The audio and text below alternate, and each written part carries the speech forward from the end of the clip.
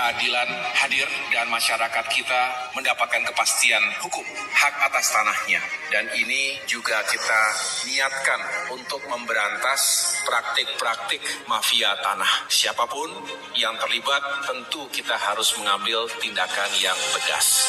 Sejatinya kita berharap dan selalu mengedepankan langkah-langkah pencegahan. Tapi kita juga punya instrumen penindakan yang mudah-mudahan membuat jera sekaligus mencegah terjadinya kejahatan pertanahan yang merugikan kita semuanya, merugikan rakyat dan juga merugikan negara. Halo pemirsa, jumpa lagi dengan saya Argo Pratonugroho. Kali ini saya lagi menemui pengamat agraria, Bapak Insinyur Selus Siput Lokasari. Karena saya kemarin itu baru saja mengikuti press conference yang diselenggarakan oleh Pak Rianta dari anggota DPR RI. Selamat berjumpa Pak Siput. Selamat pagi. Pak Siput. Selamat jumpa Mas Argo dan teman-teman semua. Ya.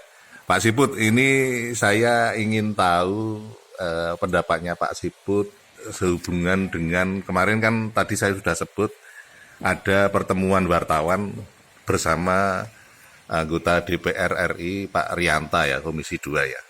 Dan saya tahu Pak Siput juga hadir dan waktu itu kali ini juga saya ingin dikaitkan dengan pernyataannya Bapak Menteri yang berkaitan dengan mafia tanah ini. Khususnya karena kita bicara Jogja, saya ingin bertanya kepada Pak Siput ini.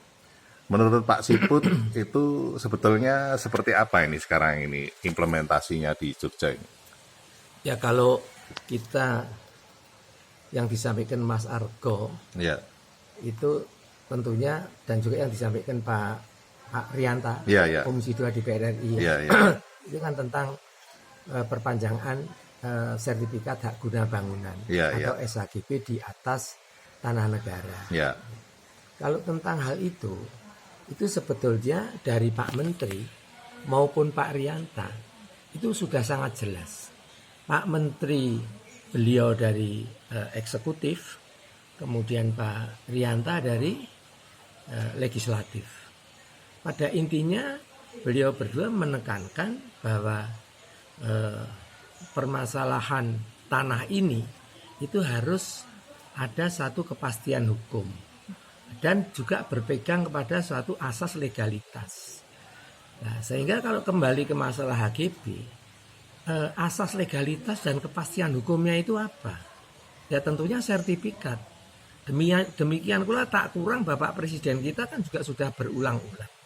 Tanah yang belum ada sertifikat supaya disertifikatkan.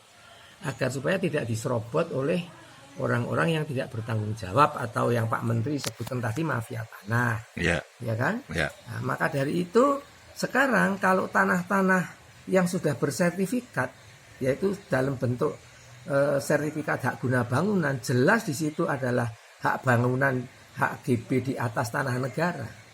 Legalitas kepastian hukum berbentuk sertifikat ini sudah mengalami satu proses. Ya. Proses yang panjang, diteliti oleh BPN, dikeluarkan oleh BPN. Semua pengeluaran sertifikat dasarnya juga mesti aturan dari BPN yang ujung-ujungnya berlandaskan UU-PA. UU-PA tarik ke sana ya UUD 45. Jelas itu di pasal 1 ayat 3 bahwa negara ini adalah negara hukum yang berdasarkan hukum.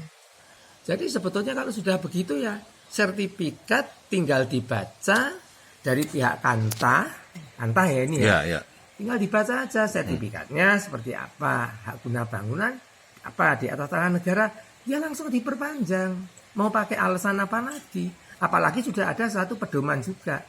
Jadi juknis, yaitu juknisnya untuk pelayanan publik terkait soal tanah ini kan dari Pak Menteri kan sudah jelas, atau dari BPN atau Kementerian ATR, yaitu yang namanya Perkabban nomor 1 tahun 2010. Waktunya sudah ditentukan dan sebagainya. Jadi menurut saya ya tidak ada alasan kok sampai berlarut-larut seperti ini. Artinya kalau ada istilah minta juknis, kalau itu juknisnya sudah ada itu ya melalui Perkabban itu tadi ya. Loh, kalau minta juknis sekarang teman-teman saya dengar ini Iya. ke Kantah BPN ketemu siapa itu namanya, mungkin Pak Argo tahu tuh namanya Ya, siapa itu. Pak Rudi atau Pak Rudi ya, Pak Rudi. Nah kalau Pak Rudi bilang minta juknis ke Pak Dirjen, lo Pak juknis apa? Iya. Apa perkaban itu bukan juknis? Iya, Itu juga sudah dijelaskan di situ pedoman. Dan detail itu ya. Detail Sampai sekali. berapa halaman itu? Nah itu HGB itu sejak mengajukan harus dalam waktu 3 minggu sudah harus keluar. Iya. Ya begitu. Sekarang sampai terkatung-katung terlantar gitu apa atau sebabnya? Iya. Kan kita sendiri jadi apa? Apakah tanah di atas tanah negara itu BPN dulu salah mengeluarkannya? Iya. Apakah di atas tanahnya Pak Ijo terus dijadikan tanah negara? Iya. Kalau memang salah ya, kalau memang ditolak seperti arahannya Pak Kakanwil, itu jelas sekali Pak Kakanwil itu.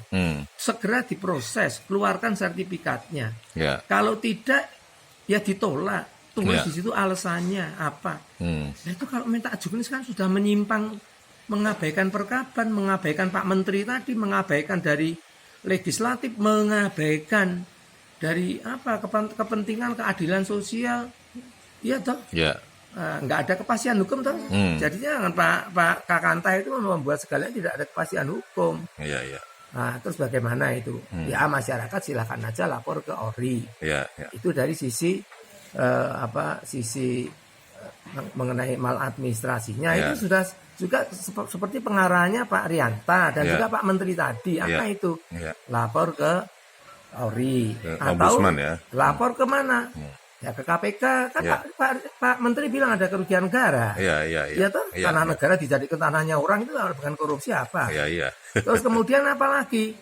Kalau arahannya Pak Rianta Komisi 2 itu ada unsur pidananya memenuhi 421 ya masyarakat yang dirugikan lapor aja ke polisi, ke jaksa, udah gitu-gitu aja. Tetapi sebelum itu semua dilakukan ya lebih baik tetap diurus ke Kantah. Artinya tetap Saya dimediasi kira ya. Kantah itu pasti harus taat kepada perkaban. Ya, itu dia disumpah untuk itu.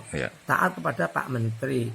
Nah, juga di dalam pengawasan tadi, kalau sudah sampai Komisi 2 turun ke Jogja, Pak Rianta berulang-ulang seperti itu jangan main-main. Gitu loh, soalnya ini nyangkut keadilan loh. Dan sekali lagi, jangan tanah negara yang sudah dibebani hak, diberikan hak kepada orang, merupakan satu sekali lagi kepastian hukum, legalitas. Jangan diotak-atik seolah-olah ini tanahnya sebelum Republik, tarik-tarik RVO dan sebagainya. Jangan, itu sudah jauh. Itu RVO itu hak barat terkait Sultan Ground dulu yang zamannya berdasarkan Rejblat. Rejblatnya aja sudah dicabut semua. Zaman VOC. Iya, dan selalu Pak Rianta itu menegaskan setelah 24 September 1960, 20 tahun kemudian, 24 September 1980, semua tanah itu, tanah-tanah hak barat itu telah menjadi apa? Menjadi tanah negara. Oleh karenanya nyesep terbit yang namanya sertifikat hak guna bangunan di atas tanah negara. Jangan diotak-atik, gatuk. Menanam ente-enteane malah do mlebu penjara kapok. Kan gitu. Oke Pak Siput, sampai di situ dulu. Nanti lain kali saya akan datang lagi. Terima kasih Pak Siput. Nah pemirsa, akhirnya saya Argo Pratomo Nugroho undur diri dari ruang handphone dan smart televisi Anda. Argo Pratomo Nugroho memberitakan Anda yang membijaksanakan. Sampai jumpa.